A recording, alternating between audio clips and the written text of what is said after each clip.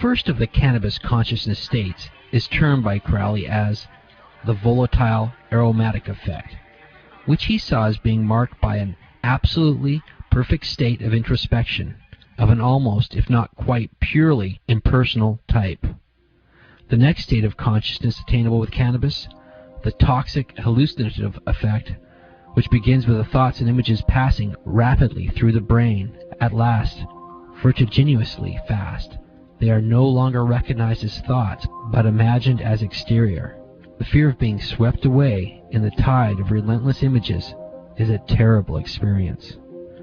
Crowley felt the best combatant against this delusional and paranoid state was a meditatively attuned and magically trained mind, as both these techniques lead the mind to immense power over its own imaginations. In the third and final level of consciousness attainable from cannabis, the narcotic effect, one simply goes off to sleep. Crowley noted that certain preparations of cannabis seem to favorably elicit these different states of consciousness, even more than dose size did, and believed that the effects themselves may be due to 3 separate substances in the plant with differing strains having differing amounts of each. In relation to his own work and psychological goals, Crowley saw the most desirable of the 3 states of consciousness to lie in the introspective state produced by the volatile aromatic effect. Crowley, like other occultists of the time, saw this impersonal introspective state as ideal for the act of astral traveling, and offered instruction in his essay on hashish for its experimental practice. More importantly, Crowley saw cannabis as having the potential of aiding the mind in achieving the ultimate state of consciousness, referred to by adepts of all ages, in which ego and non-ego unite, and duality, or ego-bound consciousness, is transcended, and samadhi is achieved. Quote, "If hashish analogy be able to assist us here, it is in that supreme state in which man has built himself up into God. One may doubt whether the drug alone ever does this.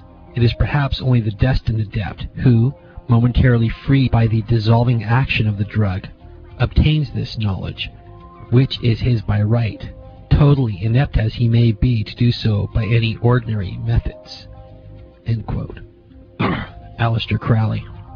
Utilizing cannabis, mescaline, and a variety of other substances, Crowley would create and perform mythologically imbued occult rituals which were directed at bringing the devotees closer into contact with higher states of consciousness.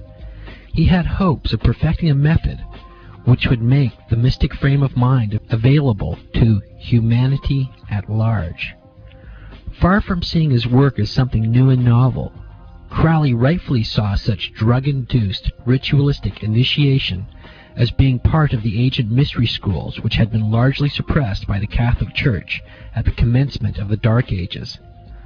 Considering that the father of LSD has speculated that the ancient Eleusinian mysteries may have utilized a sacrament containing an ergot which held LSD-like alkaloids, it is interesting to note that Crowley put on a performance art-style ritual, the rites of Eleusis, which included mescaline and a variety of other substances administered in a loving cup. Crowley, probably not realizing what a strong influence it would have on a generation, is reputed to have introduced the young Aldous Huxley to mescal in a pre-Hitler Berlin hotel room. As well, the beast is said to have turned the science fiction writer H.G. Wells onto the mysteries of hashish. Considering the strong role it played in his magical technique, it is curious to note that after Crowley wrote The Psychology of Hashish, there are only a few scattered direct references to cannabis in his writings. But interestingly, there are some esoteric ones that have been little commented on. With a little cross-referencing, it can be shown that cannabis use is at the core of many of this famed magician's most celebrated occult texts, a fact that many modern Crowley enthusiasts are sadly unaware of.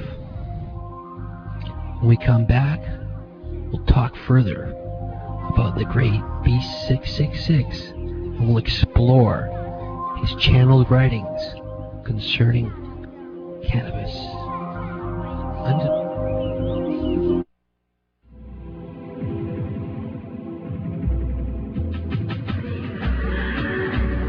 Fridays on Pod TV.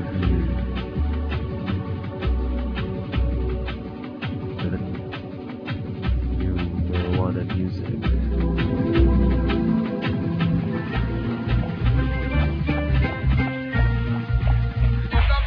Them want BC ganja.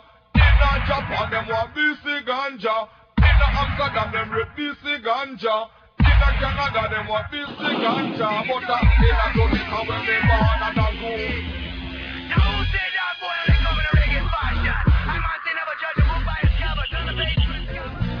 Cannabis. We stand on guard for thee. Send the MPEGs of your band or MP3s to info@podtv.net or perform live.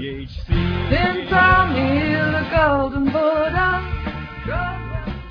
green nectar. Smoke 2 joints and call me in the morning. I'm green nectar and I'm like the silent government. With DJ Jones and I, the revolution will be televised. Best.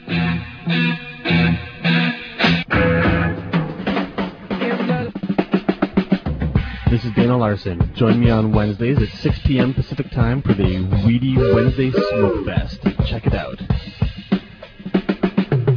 You know I smoke a lot of grass. Smoke Fest. Stoned.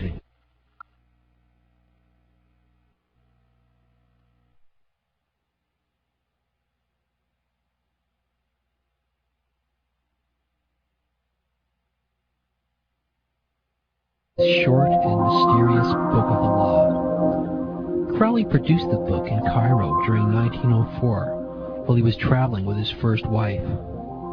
He claimed the text was channeled by an unseen entity known as Aiwass.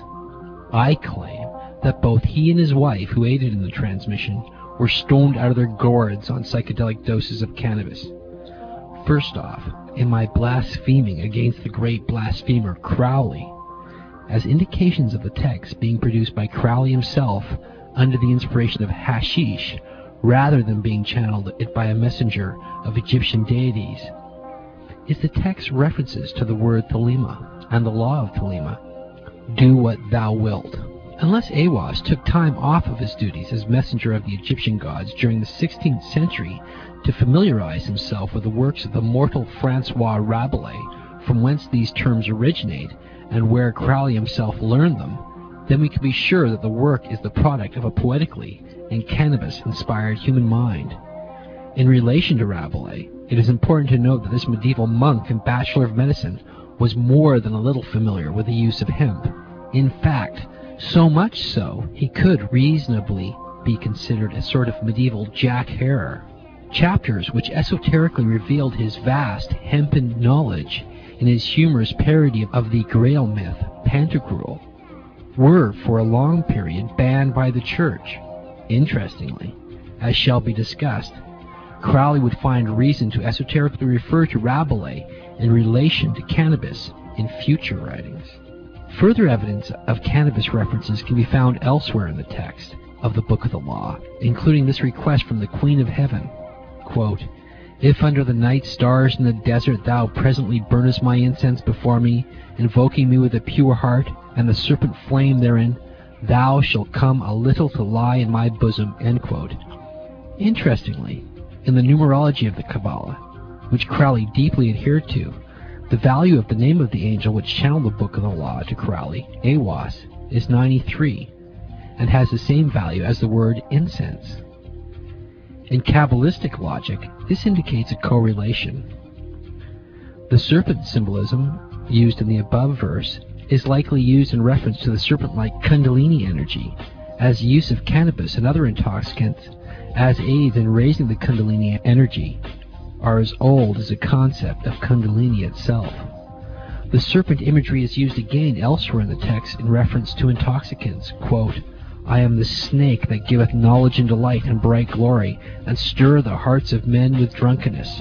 To worship me take wine and strange drugs, whereof I will tell my prophet, and be drunk thereof, end quote.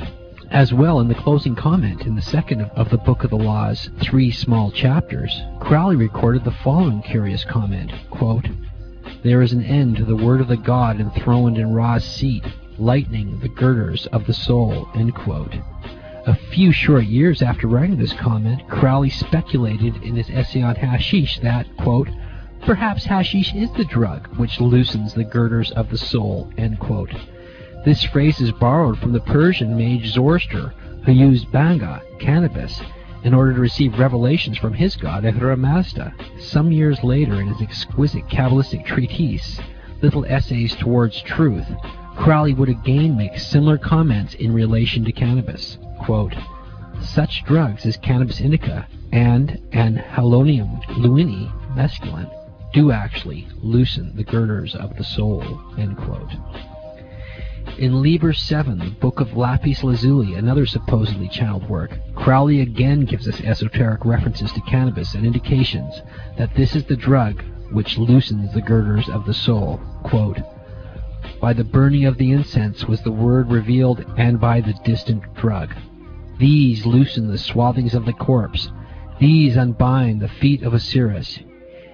Here, from Crowley's words, we can decipher that he felt that other intoxicants besides cannabis could aid in the unbinding from the material world. The distant drug is likely an esoteric reference to mezcal, which Crowley became familiar with while traveling in Mexico. Like hemp, mescaline came to play an important role in Crowley's work, and as mentioned, he is said to have introduced the drug to the avant-garde of Europe. On the other hand, in the 19th and early 20th century, various preparations of cannabis were used by occultists for astral traveling, so Crowley was far from alone in his own use of this technique. Elsewhere in Liber 7, the Book of Lapis Lazuli, at the height of his cannabis-induced voyages into the psychic realm, and quite obviously indicative of his inspiration source, Crowley recorded, quote, "I am gargantuan great. Yon galaxy is but the smoke ring of mine incense. Burn thou strange herbs, O God," end quote. The reference to gargantuan here can be seen as a tribute to Rabelais and his first book, Gargantua, as the term, still in use, is derived from the name of the main character in Rabelais' classic, the giant Gargantua. In fact, Crowley uses this term again in a direct reference to cannabis' ability to make one laugh at oneself. Quote, "Oh, the huge contempt for the limiting self which springs forth from the sense of gargantuan disproportion perceived in this laughter.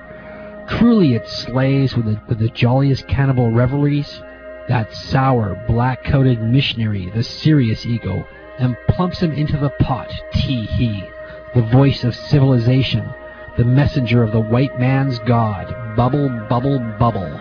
Throw in another handful of sage, brother, and the sweet-smelling smoke rises and veils with exquisite shy seduction the shameless bodies of the stars," end quote.